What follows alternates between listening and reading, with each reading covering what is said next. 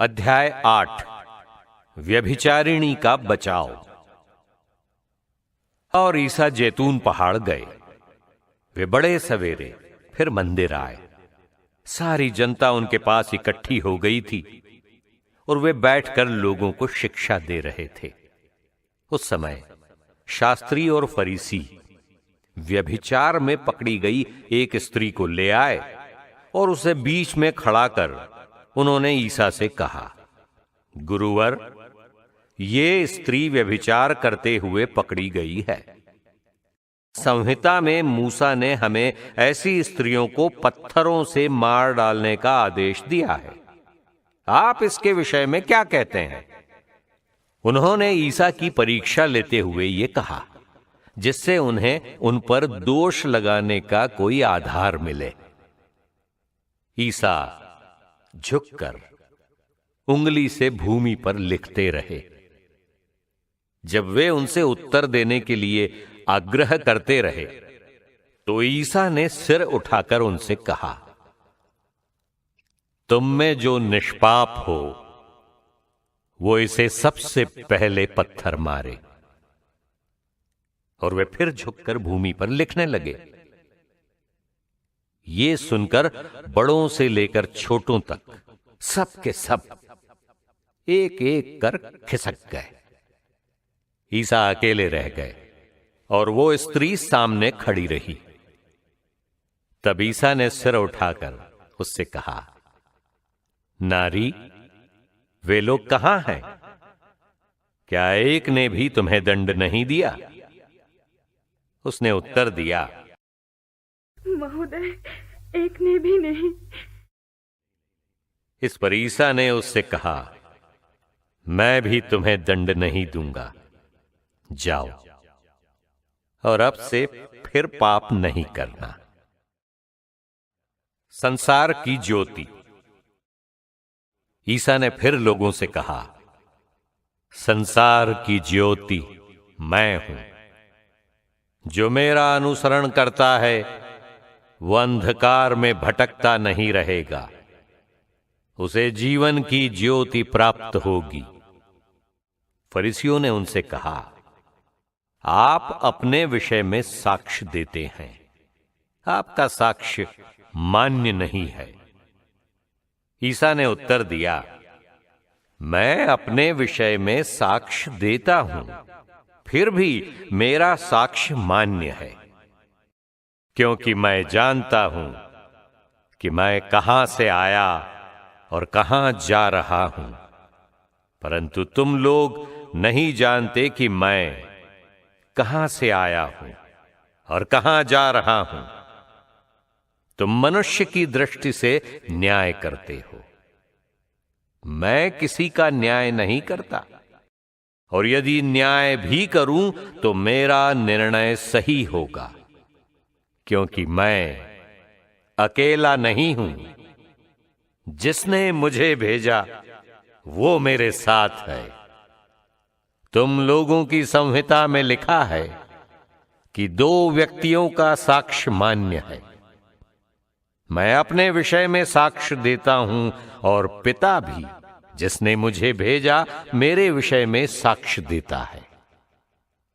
इस पर उन्होंने ईसा से कहा, कहां है आपका वो पिता? उन्होंने उत्तर दिया, तुम लोग न तो मुझे जानते हो और न मेरे पिता को। यदि तुम मुझे जानते तो मेरे पिता को भी जान जाते। ईसा ने मंदिर में शिक्षा देते हुए ये सब खजाने के पास कहा। किसी ने उन्हें गिरफ्तार नहीं किया, क्योंकि तब तक उनका समय नहीं आया था।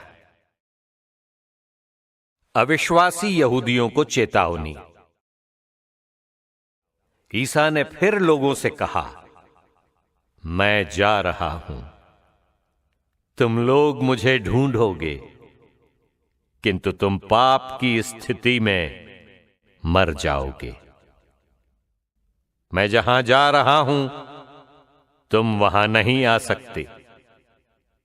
इस पर यहूदियों ने कहा, कहीं ये आत्महत्या तो नहीं करेगा? ये तो कहता है मैं जहां जा रहा हूं तुम वहां नहीं आ सकते। ईसा ने उनसे कहा, तुम लोग नीचे के हो, मैं ऊपर का हूं। तुम इस संसार के हो, मैं इस संसार का नहीं हूं। इसलिए मैंने तुमसे कहा कि तुम पाप की स्थिति में मर जाओगे। यदि तुम विश्वास नहीं करते कि मैं वही हूं, तो तुम पाप की स्थिति में मर जाओगे। तब लोगों ने उनसे पूछा, आप कौन हैं? ईसा ने उत्तर दिया, इसके विषय में तुम लोगों से और क्या कहूं? मैं तुम लोगों को बहुत सी बातों में दोषी ठहरा सकता हूं, किंतु मैं संसार को वही बताता हूं जो मैंने उससे सुना है, जिसने मुझे भेजा, क्योंकि वो सच्चा है। वे नहीं समझ रहे थे कि वे उनसे पिता के विषय में कह रहे हैं। इसलिए ईसा ने कहा, जब तुम लोग मानव पुत्र को ऊपर उठाओगे तो ये जान जाओगे कि मैं वही हूं और मैं अपनी ओर से कुछ नहीं करता। मैं जो कुछ कहता हूं वैसे ही कहता हूं जैसे पिता ने मुझे सिखाया है। जिसने मुझको भेजा वो मेरे साथ है। उसने मुझे अकेला नहीं छोड़ा, क्योंकि मैं सदा वही करता हूं जो उसे अच्छा लगता है। बहुतों ने उन्हें ये सब कहते सुना और उनमें विश्वास किया। सत्य तुम्हें स्वतंत्र बना देगा। जिन यहूदियों ने उनमें विश्वास किया, उनसे ईसा ने कहा, यदि तुम मेरी शिक्षा पर दृढ़ रहोगे तो सचमुच मेरे शिष्य सिद्ध होगे।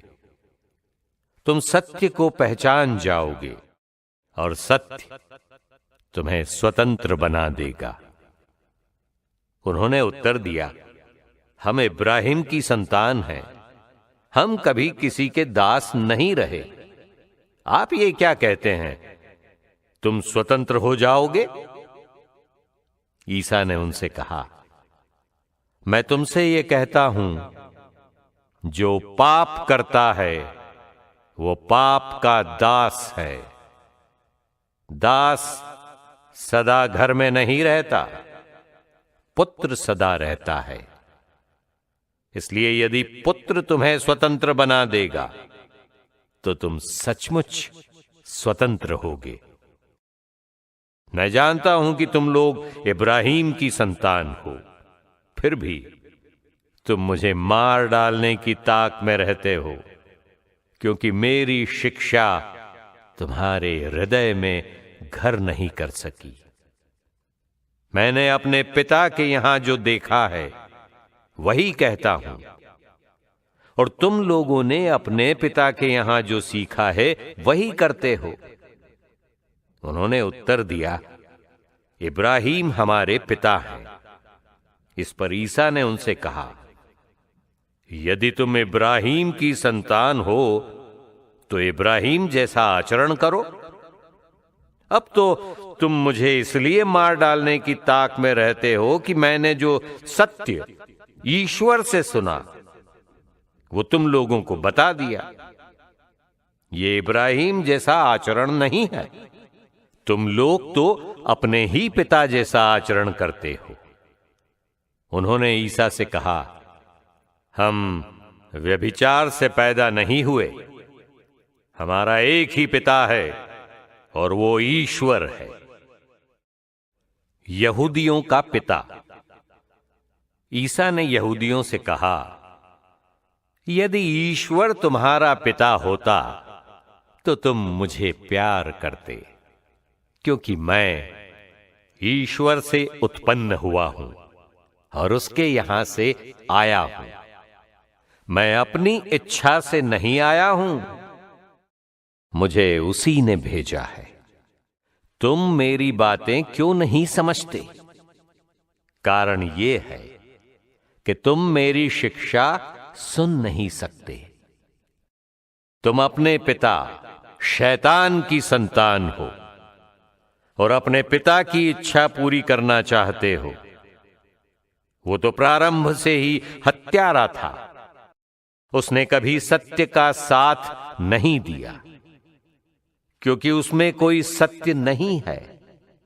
जब वो झूठ बोलता है तो अपने ही स्वभाव के अनुसार बोलता है, क्योंकि वो झूठा है और झूठ का पिता है। मैं सत्य बोलता हूं, इसलिए तुम लोग मुझ में विश्वास नहीं करते। तुम में से कौन मुझ पर पाप का दोष लगा सकता है?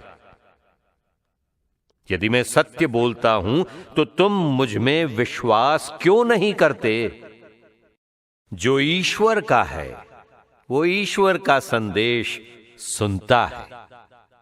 तुम लोग इसलिए नहीं सुनते कि तुम ईश्वर की संतान नहीं हो। ईसा और इब्राहिम।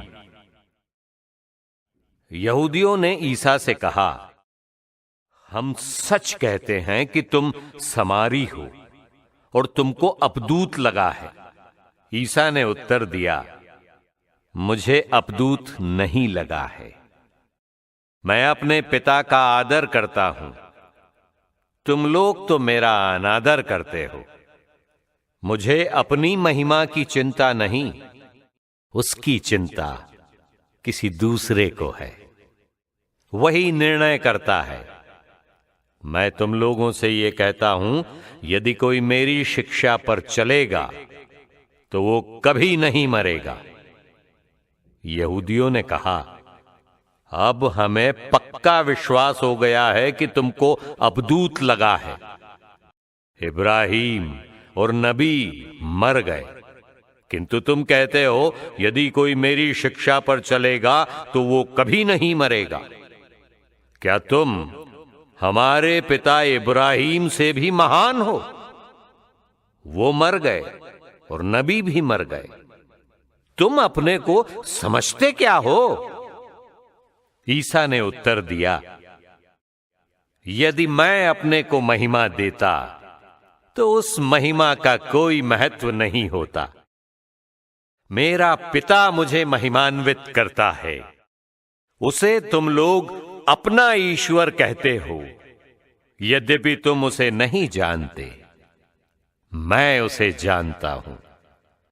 यदि मैं कहता कि उसे नहीं जानता तो मैं तुम्हारी तरह झूठा बन जाता, किंतु मैं उसे जानता हूं और उसकी शिक्षा पर चलता हूं।